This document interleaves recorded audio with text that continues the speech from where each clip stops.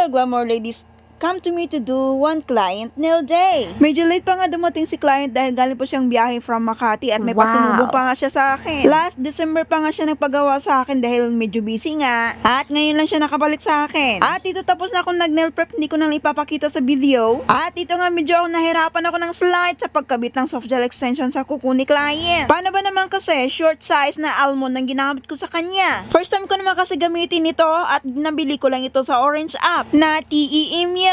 Paano ba naman kasi sanay ako sa long size pag magkabit? Mostly kasi sa mga client ko na nagpapagawa ng almond shape, short size lang. Kaya sinadya ko na talagang bumili nito para hindi na ako mahirapan mag-cut. At kung nakikita nyo, tamang-tama lang yung size niya. Yan ang gusto kasi ni client. Pero ako naman ang nahirapan, Diyos ko po. Dahil nga sanay nga ako sa long size sa mga ginagamit ko kapag magkakabit ako ng soft gel extension. Kaya ngayon sasanayin ko na yung sarili ko sa paggamit ng short size na soft gel extension. At ito nga tapos na ako mag-blend at sisimulan ko na ang paggawa sa specific design na binigay sa akin ni client. Sisimulan ko ng pag-apply ng base color. Gamit ko dito ay Born Pretty na Jelly Nude in the shade of JN13. At dito naman gumamit ako ng AS na color white. Ilalagay ko sa mixing palette. Ito yung gagamitin ko para sa thin French tip. Ang dami nga nagtatanong sa akin kung bakit ko daw kinukonsider na full set ang French tip. Na simple design lang naman daw ito. Alam niyo ba pag French tip na design ang binibigay sa akin ng client ay mapapabuntong hininga na lang talaga ako. Dahil hindi naman talaga madali gumawa ng French tip. At may time pa na hindi kami humihinga habang ginagawa namin ang French tip para lang makonsentrate at magawa ang perfect smile. Only nail technician knows. At dito naman gumamit ako ng Nicole Diary na Mirror Chrome. Gumamit lang ako dito ng makeup applicator para sa pag-apply ng chrome para makuha natin ang perfect shade na gusto ni client. Oh, diba? Ang ganda. Dagdag extra shine talaga yung mirror chrome. Pang-elegant ba ang dating niya? At dito nag-apply na ako ng top coat. Gamit ko dito ay still top coat from Gel Essentials. At ayan na ang final result. Ang ganda niya. Tuwang-tuwa nga si client dahil ang sabi niya sobrang ganda daw. Kaya nga ang laki ng binigay na tip sa akin. Wow. Kaya sa mga gustong magpa-advance appointment, kindly PM me. Feel free para mag-inquire. You can message me in my main account or sa aking page. At ikaw na nakarating sa dulo ng aking videos, maraming salamat sa panunood. Huwag mong kalimutang mag-like. See you in my next video. Thank you. Mwah!